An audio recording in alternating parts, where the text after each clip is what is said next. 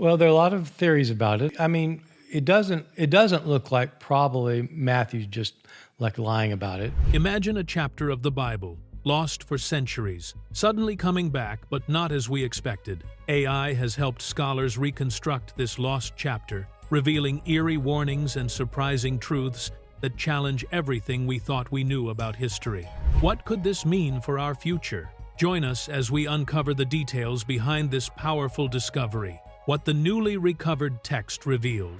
When scholars first looked at the faded leaf, it seemed quiet and empty. But the moment ultraviolet light passed over it, the forgotten ink slowly came back to life. Tiny curves and soft strokes began to glow, revealing words hidden for many centuries. This return of the erased writing did not happen in a rush. It came little by little, like a distant voice finally being heard again.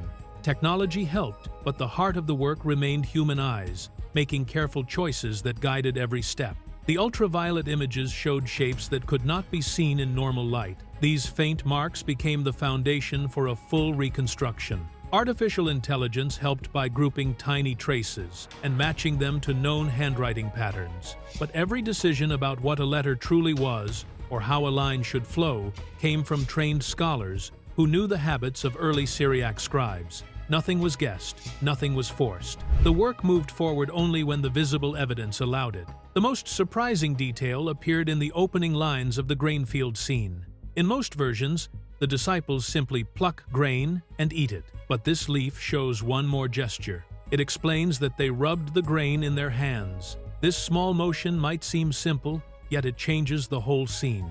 It links Matthew's story to the account in the Gospel of Luke, where that same gesture is clearly described. It also explains why the people watching them reacted strongly, since rubbing the grain could be seen as extra work. From one added detail, the scene gains a clearer rhythm and a more complete picture of what happened in that walk through the fields. As scholars continued comparing the recovered lines, they saw a strong match between this leaf and the early Syriac text known as the Curatonian manuscript. The match was not only in word choices, but in the tiny connectors that shape spoken language. These connectors guided the flow of the story. They helped listeners follow the steps from the ending of chapter 11 into the wheat field, then into the synagogue, and finally into the long debate about power, healing, and divided kingdoms. Some of the strongest ties appear in the order of ideas. The examples used to explain the rules of rest on the sacred day follow the same pattern found in that earlier Syriac witness. The healing scene in the synagogue also shows the same close alignment, with almost identical rhythm and structure. Even the long debate about accusations of dark power moves in the same sequence and tone. This steady agreement confirms that the leaf belongs to the earliest stream of Syriac translations, the stream that helps scholars hear how the stories once sounded when they were shared aloud. But once a rediscovered leaf proves itself, the next question rises quietly, yet powerfully. How does one fragile page reshape the work of those who edit the entire New Testament? The hidden power of New Testament textual updates. Behind every printed Bible lies a long chain of decisions. Scholars compare early manuscripts, weigh differences, and decide which wording best reflects the oldest form of the text. This careful process shapes the editions used around the world today. When a new ancient witness appears, it does not sit on the sidelines. It is examined, tested, and placed into the shared pool of evidence. That is exactly what happened with this Syriac leaf. The work of gathering and checking manuscript has a central home in the massive project known as the Editio Critica Major. This project aims to trace the New Testament through the first 1,000 years of its history. It gathers every available Greek manuscript, along with early translations, including Syriac. When a passage has competing forms, early translations help show how the text was understood at a very early moment in time. That early understanding becomes a guide when deciding which version should be given more weight. Because this leaf clearly fits the old Syriac stream, it immediately became important. When a Greek line has more than one possible reading, the Syriac tradition can sometimes show which reading was stable in the earliest centuries. This does not replace Greek evidence. Instead, it supports it. It strengthens patterns that already appear in the Greek manuscripts. When a translation agrees consistently with the earliest Greek forms, editors can trust that alignment as a sign of early clarity.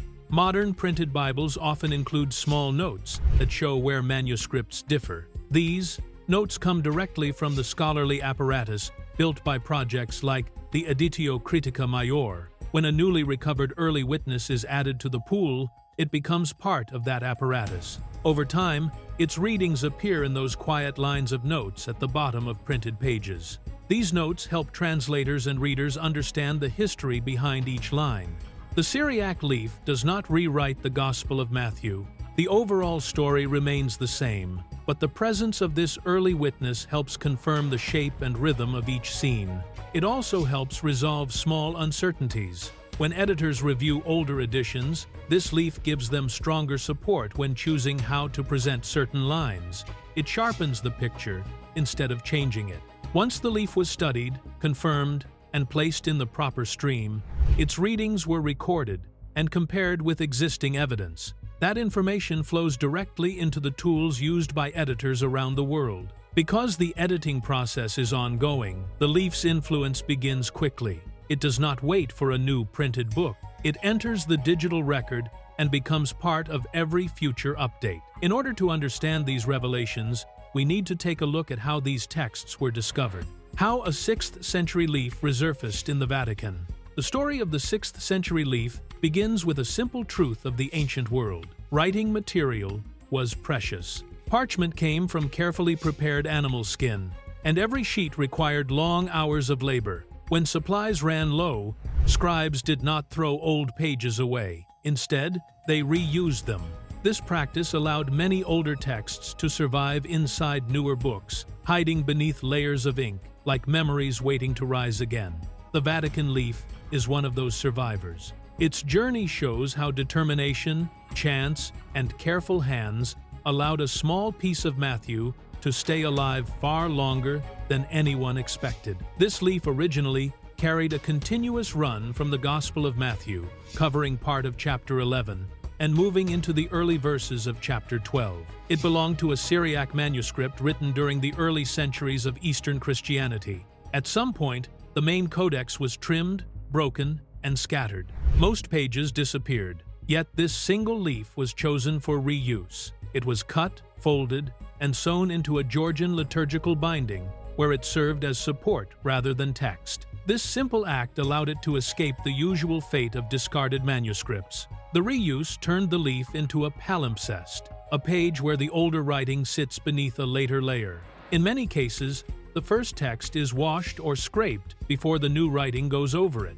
When this happens twice, the page becomes a double palimpsest. The Vatican leaf is a clean example of hidden history because the undertext still clings to the surface in faint strokes, surviving under the stronger overtext of the Georgian book. With modern tools, that undertext can now be read again. Because the leaf was trimmed to fit its new purpose, many of the original margins disappeared. The edges were cut at angles, and the corners bear holes from the sewing thread.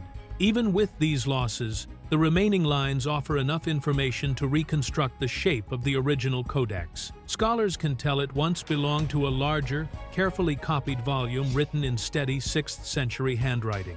The proportions of the surviving text allow experts to imagine the size of the book and how many leaves it might have held. What makes this leaf truly rare is the length of the continuous text that remains. Many old Syriac fragments come to us as tiny scraps with only a few words. This leaf preserves a long, unbroken stretch, making it far more useful for comparing earlier readings. Its survival breaks earlier assumptions that continuous old Syriac passages were all lost, except for a few famous witnesses. This single sheet proves that more might still be hidden in bindings, libraries, or private collections. The survival of this page raises a larger question.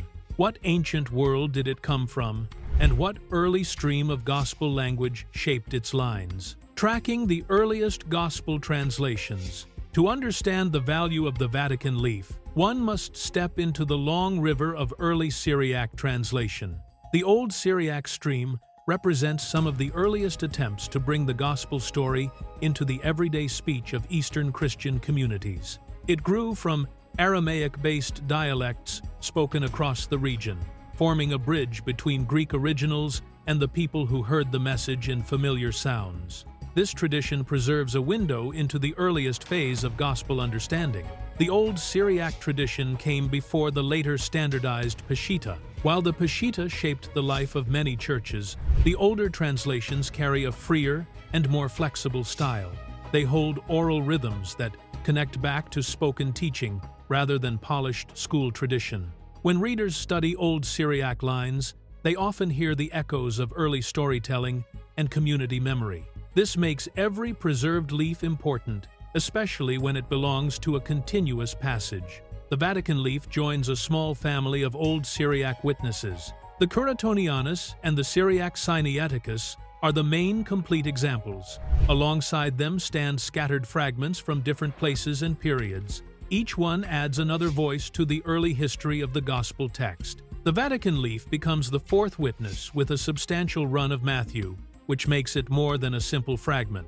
It becomes a piece of a larger puzzle, tying together hints from the other manuscripts. The linguistic style of Old Syriac translation stands between the Greek sources and the local communities that used them. It captures subtle shifts in phrases, idioms, and rhythms. These differences show how early readers understood the message before later harmonizations shaped the tradition. When scholars compare the Vatican leaf to the two major Old Syriac manuscripts, they see familiar patterns of structure, word choice, and sentence flow. These links show that the leaf belongs to the same early stream, confirming that the tradition survived in more places than previously known. The relationship between Old Syriac and the later Peshitta is clearer when new pieces appear. Small changes in wording reveal how early translators handled difficult Greek expressions. Some chose smoother phrases that made sense to local audiences. Others kept close to the Greek shape of the sentence. The Vatican leaf displays the older, freer style, helping scholars understand how the tradition moved from early flexibility to later stability. What makes this discovery important is not only its age, but its position in gospel history. The early Syriac stream helps settle debates about Greek variations by showing which readings reached Eastern communities first. If an old Syriac witness supports a certain structure or vocabulary, it often signals that this form existed long before later adjustments. The Vatican leaf, therefore, strengthens the link between the earliest forms of the text and the emerging churches that depended on them. Because it is now recognized as a fourth significant witness, the leaf changes the landscape of Old Syriac research. If one ancient page can reshape the early Syriac picture, what happens when it also alters how modern scholars build today's critical editions? Saved by a stitch, in time, the survival of the lost gospel leaf begins with an accident so small that no one in its century would have noticed it. A scribe in the early 6th century copied a gospel codex in beautiful Estrangela handwriting, a script known for its steady curves and balanced strokes. The codex was large, likely close to 12 by 9 inches, and it once held around 160 folios. It was a full and carefully prepared copy of the Gospels. But sometime after its creation, the book met a quieter fate. It was cut apart, trimmed, and scattered, its leaves losing their original borders and purpose. One of those leaves, reduced from about 12 by 9 inches to 10.5 by 6 inches, found a strange afterlife. It was inserted into the binding of a Georgian liturgical book known as an Iadgari. The binding was never meant to preserve scripture. It was only meant to give support to the newer volume. Yet this simple choice saved the old page from destruction. It became part of the binding structure, hidden behind layers of material and protected from handling, light, and decay.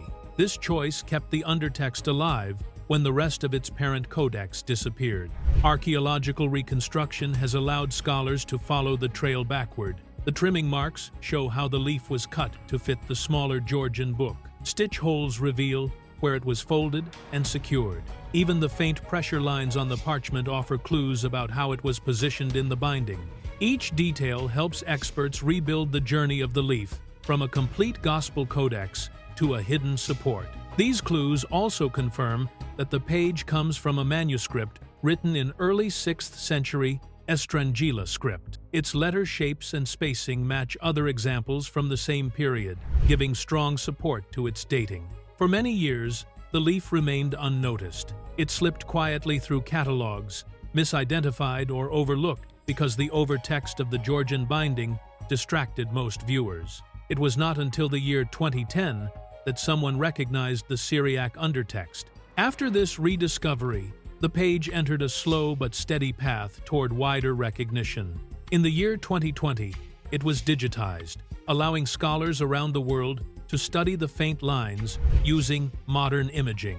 The digitization process brought the leaf into the public eye, giving researchers a clear view of the earlier writing that lay beneath. The women who opened the desert's secret library. The story of hidden gospels cannot be told without the brave journey of Agnes Smith, Lewis, and Margaret Gibson, two sisters whose curiosity pushed them into the deserts of the Sinai Peninsula in the late 19th century. Their adventure in the years 1892 and 1893 stands as one of the most important moments in the study of early Christian texts. Armed with knowledge of several languages and a fierce commitment to learning, they traveled to St. Catherine's Monastery, a place already known for its ancient library but never fully explored. The two sisters were skilled in languages spoken across the Eastern Christian world. This ability allowed them to recognize valuable manuscripts at a glance. When they arrived at the monastery, they found themselves in a place that acted like a time capsule. Its walls held layers of history stretching back many centuries. Inside its library were texts preserved by isolation, dry climate, and the careful habits of its monks. Among these treasures, the sisters discovered the Syriac Sinaiticus, an early gospel manuscript written long before many foundational texts of later Christian tradition. Their discovery gained the attention of scholars at Cambridge. Together, they worked to publish the Evangelion Dhammafaresh, a text that shaped the understanding of early gospel traditions. The teamwork between the sisters and the Cambridge scholars revealed the deep importance of early Syriac manuscripts, building a foundation for the field of Eastern textual studies. Through their effort, hidden lines of scripture came back into the conversation of modern scholarship. St. Catherine's Monastery later became even more famous due to the new finds of 1975. A hidden room, sealed for many centuries, was opened and revealed a treasure of manuscripts, fragments, and palimpsests. These discoveries proved that the monastery still held many unknown pieces of early Christian history. The new finds also inspired the creation of the Sinai Palimpsest Project, a digital initiative aimed at revealing undertexts hidden beneath later writing. This project brought together scholars from many fields to uncover faint lines that could not be seen with the naked eye. The process of preservation at St. Catherine's has always been influenced by politics, access, and modernization efforts. Some materials remained untouched due to limited resources, while others were protected by strict rules within the monastery. There have been debates about access, cataloging, and the careful balance between tradition and research. These pressures shaped the rhythm of discoveries, making each new leaf or fragment a hard-earned achievement. If journeys and accidents can recover lost pages, what happens when new technology begins to read what was once invisible? Guardians of the new manuscript, manuscript science has entered a new era, one shaped by technology, precision, and the constant need for caution.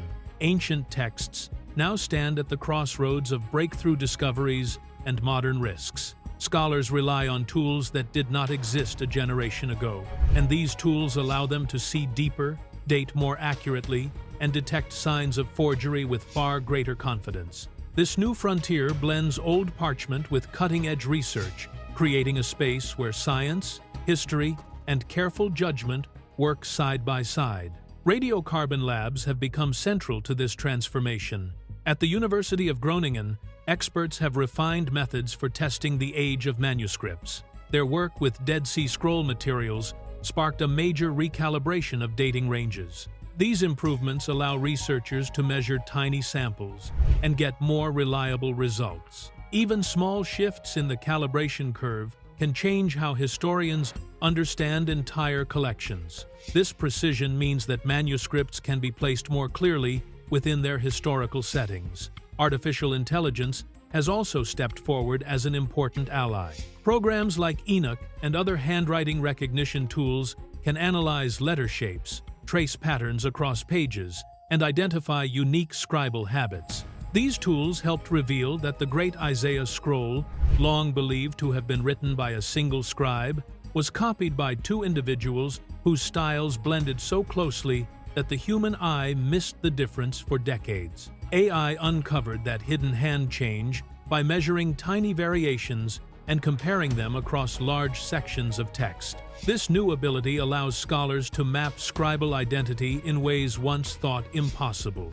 Yet this rise of technology also highlights a growing danger: modern forgeries. Recent history shows how easily attractive but false manuscripts can capture attention. The so-called Gospel of Jesus' Wife drew worldwide interest before deep investigation exposed it as a modern creation. The Museum of the Bible faced another wave of trouble when several Dead Sea Scroll fragments in its collection were proven to be forgeries as well. These episodes remind the field that enthusiasm can never replace verification. Because of these risks, strict standards now guide the study of new findings. Authentic manuscripts must come with public scans, transparent provenance trails, peer-reviewed reports, and scientific data from trusted labs. Scholars check ink composition, parchment age, and scribal patterns. They compare the writing to known corpora and trace the chain of ownership. These steps create a protective shield around the discipline, ensuring that genuine pieces of history are not lost among clever imitations. This careful balance of discovery and caution shapes the future of manuscript research. Forgotten texts that vanished from early canon lists, the history of the New Testament, is not only a story of what survived, but also a story of what faded away. Many early Christian communities read books that never became part of the final canon. Some of these texts were valued, copied, and shared. Others were debated, questioned, or forgotten. The process that shaped the New Testament was far more complex than a single council or simple vote. It unfolded slowly, over centuries, and involved a wide range of voices spread across different regions. Among the most intriguing of these forgotten works are the Gospel of the Ebionites, the Gospel of the Egyptians, and the Gospel of the Nazorians. Each one offered a different window into early belief and practice. The Gospel of the Ebionites drew from Jewish Christian traditions and reflected the concerns of communities that stayed close to their ancient roots. The Gospel of the Egyptians carried ideas that appealed to certain ascetic groups. The Gospel of the Nazorians preserved stories and sayings in a form close to early Hebrew and Aramaic traditions. None of these books survived in full. Their voices echo only in second-hand references. Early bishops debated these writings because they came from groups with strong identities and strong convictions. Decisions about which books to keep and which to set aside were shaped by concerns about teaching, unity, and clarity. Some texts fell out of use simply because they were not copied often enough. Others were lost through decay or changes in language. A few faded because communities that loved them gradually disappeared. Suppression played a role in certain cases, but loss through time and disuse was just as powerful. Even though the books themselves vanished, fragments survived through quotations in the writings of early church fathers. These scattered pieces allow modern scholars to partially reconstruct what these lost texts once contained. The fragments reveal stories, interpretations, and teachings that circulated in the earliest centuries. They show that early Christianity was rich in variety long before the canon reached its final form. Discoveries like the Old Syriac leaf suggest that there may still be other uncatalogued traditions waiting in forgotten bindings or overlooked pages. The presence of early Syriac witnesses hints at a wider world of translations and adaptations that scholars have not yet seen. Each new fragment expands the map of pre-canonical Christianity and shows how many voices contributed to the formation of faith in its earliest days. If forgotten books once shaped early faith, what might newly recovered lines reveal about the foundations of gospel tradition? Hidden pages that changed what we know. Some of the most important discoveries in manuscript history did not come from clean pages or well-preserved volumes. They came from erased layers, buried writings, and texts that once seemed gone forever. These hidden books lay beneath later prayers, sermons, and liturgical lines, waiting for the world to gain the technology to see them again. The story of these palimpsests shows how easily knowledge can be covered, forgotten, and then wonderfully restored. One of the most famous examples is the Archimedes palimpsest. On its surface, it looked like a simple medieval prayer book, worn from centuries of handling. But beneath the later writing lay the mathematical work of Archimedes, copied long before the prayers were added. Scholars already knew Archimedes as a giant of ancient science, but the erased treatises beneath the surface revealed ideas far ahead of their time. These included ways of understanding infinity, geometry, and mechanical principles that shifted the understanding of ancient scientific history. The palimpsest proved that even a page reused for devotion could hide discoveries that reshaped the knowledge of the ancient world. Another important example is the Codex Climaci Rescriptus.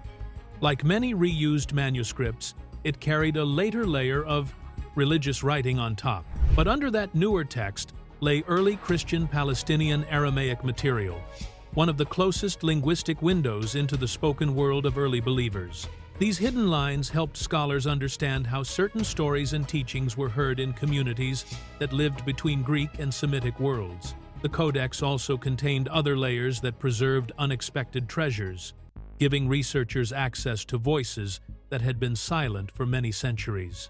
Palimpsests do not only hide famous authors. Many contain lost homilies, early medical works, and scientific writings erased to make space for newer texts. Medieval scribes reused parchment because it was valuable, not because they disliked the older content. Their choices turned the pages into layered histories. Some erased writings belonged to early physicians, others to philosophers or astronomers whose works were nearly lost. Each discovery expanded the story of how knowledge moved across cultures and centuries. These recoveries became possible because of multispectral imaging. This technology shines light in different wavelengths, revealing ink traces that the human eye cannot see. Words erased more than 1,500 years ago suddenly become readable again. Letters rise out of the parchment, like shadows turning into voices. Without this method, many layers would have remained forever invisible. Instead, multispectral imaging has opened entire worlds of early science, scripture, and history. A global effort is now underway to save these erased layers before they decay. Teams travel across continents to scan palimpsests in monasteries, libraries, and private collections. Each scan captures fragile writing that might vanish within a few decades.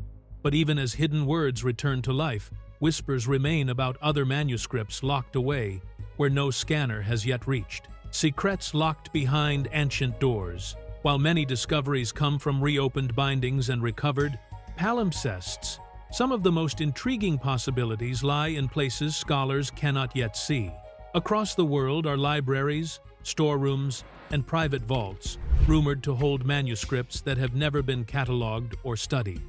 These hidden collections inspire both excitement and frustration, for they may contain early texts that could reshape the entire timeline of Christian literature.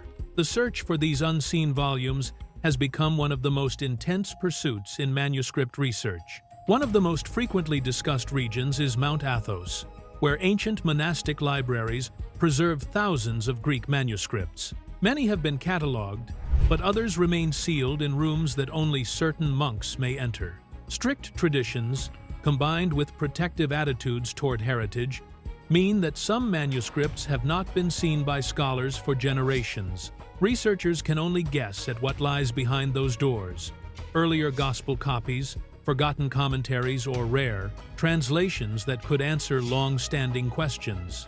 In Egypt, several monasteries across the desert hold collections rumored to contain uncatalogued Coptic, Syriac, and Greek texts. Eyewitnesses who visited decades ago recall seeing bundles of manuscripts that never reached formal records. Changes in leadership, political pressures, and security concerns have made access difficult. Some collections lie behind locked doors because the communities fear loss or misuse. Others remain hidden because their guardians lack resources for preservation. Private Middle Eastern collections form another part of this shadow world. Families across regions like Iraq, Syria, and Lebanon have protected manuscripts for centuries, often passing them down quietly through generations. Many of these manuscripts have never been seen by modern scholars. Stories circulate about rare gospel harmonies, early liturgical books, and commentaries that could illuminate forgotten branches of Christian history.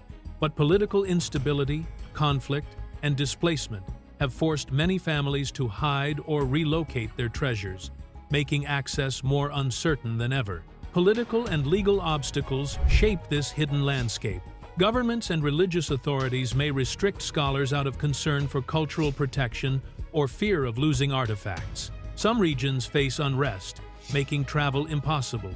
Other manuscripts remain locked away because their owners want to wait for safer times or better preservation guarantees. If these unseen manuscripts were eventually opened, they could transform the study of early Christianity. If you enjoyed this video, like and subscribe, and also click the next video shown on your screen.